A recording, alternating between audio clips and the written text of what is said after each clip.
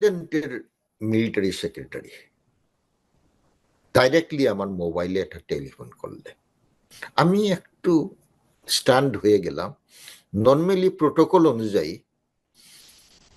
আমার registrar general, আমার private secretary, আমার পিএ আছে, একজন প্রধান বিচারপতির অফিসে অনেকজন স্টাফ ডাইরেক্টলি কেউ করেন না। আমাদের ওখানে ডাইরেক্টলি টেলিফোন করেন প্রেসিডেন্ট অথবা প্রাইম মিনিস্টার অথবা আইনমন্ত্রী যদি প্রয়োজন হয়, স্যার আমি একটু আসবো কিনা, এই রেড ফোনে, এছাড়া ইয়ে হয় না। তো বললো যে বললেন স্যার এটাকে মাননীয় মহামান্য রাষ্ট্রপতি আপনাকে একটু এক কাপ চা খাওয়ার জন্য সন্ধ্যার সময় আপনাকে ইয়ে করেছেন, সালাম দিয়েছেন। আমি আমার সেক্রেটারিকে ডাকলাম, বললাম যে তোমাকে কোনো কিছু বলা হয়েছে বঙ্গভবন থেকে? বলে স্যার আমাদেরকে তো কিছু জানি না, আমরা কিছু জানি না, আমাকে এরকম আমি যাব কিনা আমাকে তো ডাইরেক্টলি ইয়ে করলো। আই অপটেড টু গো, আমি গেলাম। আমি যাওয়ার পরে সেখানে গিয়ে কিছু সময় অপেক্ষা করলাম, এরপরে আমাকে প্রেসিডেন্টের রুমে নেওয়া হলো। প্রেসিডেন্টের রুমে গিয়ে দেখি প্রেসিডেন্ট, প্রাইম মিনিস্টার, আইনমন্ত্রী এবং অ্যাটর্নি জেনারেল। আমি তাদেরকে দেখে আমি আমার বুঝার আর কোনো বাকি হলো না আমার এই নিমন্ত্রণ বা আমাকে যে রিকোয়েস্ট করা হয়েছে এটা অন্য কোনো উদ্দেশ্য। আমি এমনি মেন্টালি খুব প্রেসারে ছিলাম, কারণ কালকে পরের দিন আমি রায় দেব, যার পরিপ্রেক্ষিতে আমি একটু সময় নিলাম যাতে ইয়ে হয়ে যায়। আমি অস্বস্তিতে ছিলাম যে এটাকে একটু স্বাভাবিক করে আমি বললাম।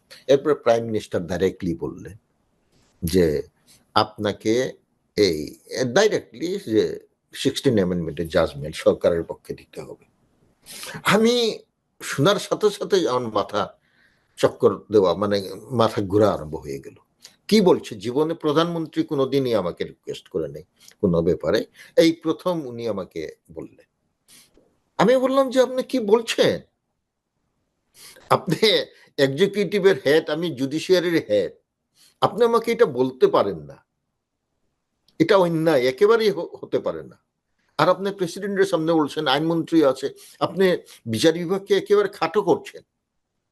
না না, এটা আমি বুঝেই ইয়ে করছি, আপনাকে এটা দিতে হবে। আমি বললাম যে হতে পারে না। এরপরে আমি প্রধানমন্ত্রীকে বললাম যে দেখেন, আপনার কাছে আমি কয়েকবারই নালিশ করেছিলাম যে আপনার আইন মন্ত্রণালয়, সেখানে একজন সচিব ছিল দুলাল, ডাকনাম দুলাল, সে মারা গিয়েছে, এবং আইনমন্ত্রী, তাদের সাথে আমার কোনো ইয়ে হতো না। আমি এখন পর্যন্ত কোনো অফিসার্সদের আমি এই ট্রান্সফার, তাদের পোস্টিং, এইগুলা কোনোটাই দিতে পারছি না। বিচারে গিয়া এটা হচ্ছে, অসুবিধা হচ্ছে, এটা নিয়ে খুব ভুল বুঝাবুঝি হচ্ছে, আপনি কোনো পদক্ষেপ নেন নাই। এরপরে মাজদার হোসেনের মামলা, এইটাতে আমার এটা ইমপ্লিমেন্ট না করায় আমাদের খুব অসুবিধা হচ্ছে। আমি বললাম আপনি এক কাজ করেন, এটা কিন্তু আমি লম্বা বেশি করব না, যেহেতু এর মধ্যে আইনমন্ত্রী এবং অ্যাটর্নি জেনারেলেরাও রিকোয়েস্ট করার করলো। আমি বললাম ঠিক আছে। আমি তখন যে প্রেশার, প্রায় ঘন্টা দুয়েক হয়ে গেল, আমি তখন বললাম প্রধানমন্ত্রীকে, আপনি একটা কাজ করেন, আপনি মাজদার হোসেনের মামলাটার বিচারকদের যে শৃঙ্খলা বিধি, এইটা মাজদার হোসেনের মামলার রায়ের আলোকে এটা দিয়ে দেন। এটা হলে আমার নিম্ন আদালতের কোর্টগুলা, কারণ হলো হাজারে হাজারে বিরোধী দলের নেতা কর্মী অ্যারেস্ট করছে, পুলিশ রিমান্ডে নেওয়া হচ্ছে, এইগুলাতে বেইল দেওয়া হচ্ছে না, ইচ্ছা মতো করা হচ্ছে। এটা নিয়ে দেশের ইমেজও নষ্ট হয়, এটা নিয়ে মিডিয়াতে অনেক কথাবার্তা হচ্ছে, এটা আলটিমেটলি আমার উপর পড়ে। তা এইটা আমি বন্ধ করতে পারছি না, এইটা দিয়ে দেন। আর আমি তখন চিন্তা করলাম যে উচ্চ আদালতের বিচারকদের এইটা তো উচ্চ আদালতের বিচারক তো কনস্টিটিউশনও তাদের একটা সেফগার্ড আছে, কারণ এরা কনস্টিটিউশনাল পোস্টে, এটা তাদের একটা প্রোটেকশন আছে। এইটা মনে করলাম হয়তো জাজমেন্ট কালকে না দিয়ে আমি নাই আরো 7 দিন পিছিয়ে দিলাম। প্রধান বিচারপতি তো এই ক্ষমতা আছে, তো আমি বললাম যে আমি এটা বিচারকদের সঙ্গে এই উদ্ভূত পরিস্থিতি নিয়ে আলোচনা করে এটা আমরা সিদ্ধান্ত নেব কি করা যায়। প্রধানমন্ত্রী স্ট্রেট ওয়ে বলল নিম্ন আদালতের এটা হবে না, এটা আপনি ভুলে যান। আমি বললাম তাহলে এই সুপ্রিম জুডিশিয়াল কাউন্সিল অ্যাবলিশ করে যে আপনি পার্লামেন্টে নিয়েছেন এটা আমি হতে দেব না, আমি ইয়ে করব না। এরপরে প্রধানমন্ত্রীকে আমি বললাম যে দেখেন কালকে যে রায় হবে, আমার আরো যে 6 জন বিচারক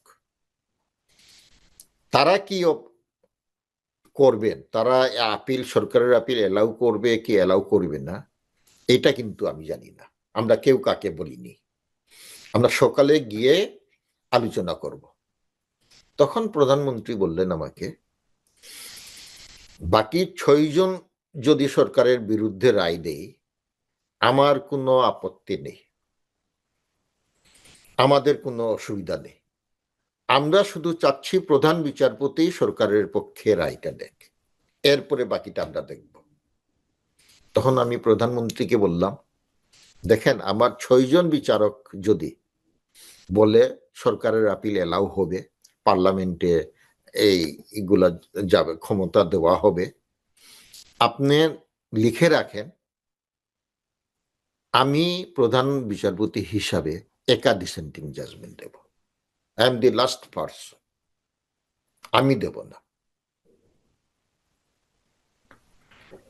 এইটা আমি একটু উত্তেজিত আকারে বলে ফেললাম।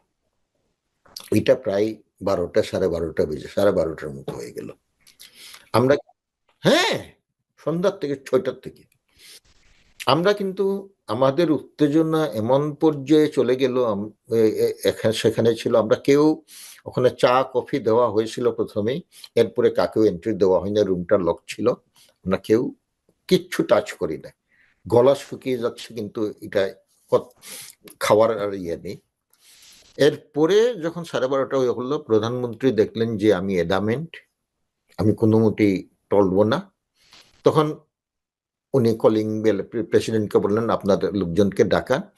প্রধান বিচারপতি এখানে আমি একটা ভুলে গিয়েছিলাম, আমি তো যখন এটা এক্সট্রিম মুহূর্তে চলে গেল তখন আমি প্রেসিডেন্টকে বললাম যে দেখেন আপনি আমাকে ডেকেছিলেন, আমি আপনার সাথে যে সম্পর্ক সেই সম্পর্কের খাতিরে আমি চলে আসছিলাম,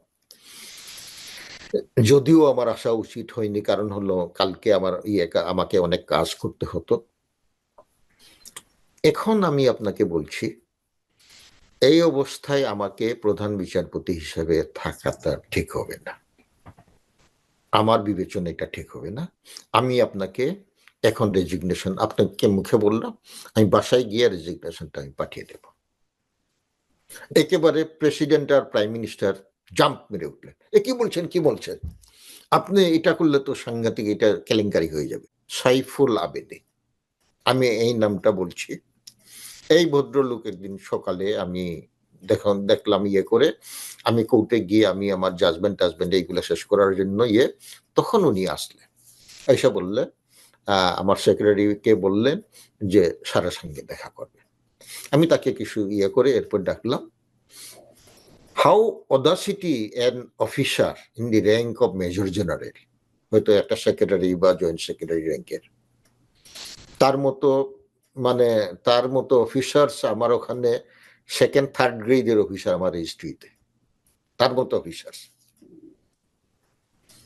সে বলছে জাস্ট অদাসিটি প্লেন করতে বলছে স্যার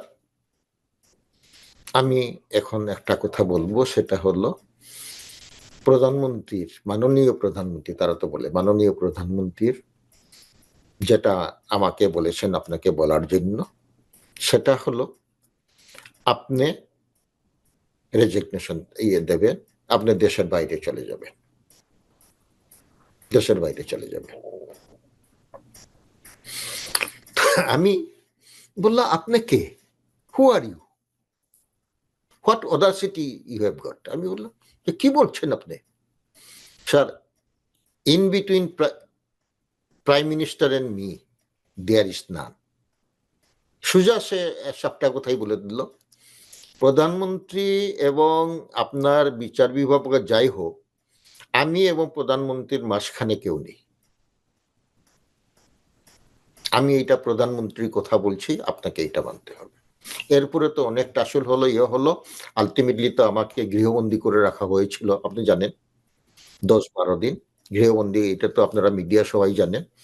গৃহবন্দী করে রাখা হয়েছিল আমাকে, আমার ইয়েকে, আমার লাইন, এমনকি ইন্টারনেট ডিসকানেক্ট করে দিয়েছিল। মানে আমি নিঃশ্বাস নিতে পারছিলাম না, আমি কোনো যোগাযোগ না। আমার house arrest, house arrest. I was in solitary confinement totally. PG hospital থেকে 2-3 জন ডাক্তার আসতেন, করতেন। আমি বললাম, আপনারা আসছেন, আমাকে তারা বলে সরকার আমাদেরকে পাঠিয়েছে, আমাদের কিছু করণীয় নাই। এইটাই, মানে আমি অসুস্থ এবং আমি এই জন্য ট্রিটমেন্টে যাব। আমি বললাম যে আমি অসুস্থ না।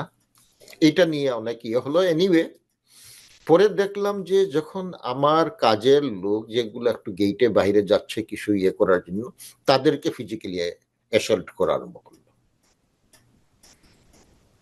তখন আমার আর ধৈর্যের বাইরে চলে গেল। কারণ হলো, তাকে অ্যাসল্ট করা মানে আমার এমপ্লয়ি একজনকে আমার গায়ে হাত তোলার মতো। তখন আমি মনে করলাম যে আমি আর থাকবো না এই দেশে। ডিজিএফআই আয়নাগর বলছে 2009 থেকে, আমি 2016 থেকে আজ পর্যন্ত, এই গত পরশুদিন মনে হয় কয়েকজনকে রিলিজ করেছে। দ্যাট ইজ, তারা দেশের মধ্যে আর একটা দেশ পরিচালনা করছে। আমি বলবো এই ডিজিএফআই যারা 2009 থেকে যারা হেলম অফ দ্য অ্যাফেয়ার ছিল, প্রত্যেকে কোর্ট মার্শাল করা। তাদের কোর্ট মার্শাল মানে তাদেরকে কম্পালসারি রিটায়ারমেন্ট দিয়ে দিয়ে বেনিফিট দিয়ে ছেড়ে দেয়। আমি এটা বলবো না, তাদেরকে পানিশমেন্ট দিয়ে, তাদের আর্মি অ্যাক্ট অনুযায়ী করে তাদেরকে এক্সাম্পলিনারি পানিশমেন্ট দিয়ে, যাতে ভবিষ্যতে ডিজিএফআই তে চাকরি করলোকে সিভিল অ্যাডমিনিস্ট্রেশনে প্রধান বিচারপতিকে বলে দেওয়া, তুমি চলে যাও, দেশ ছেড়ে চলে যাও।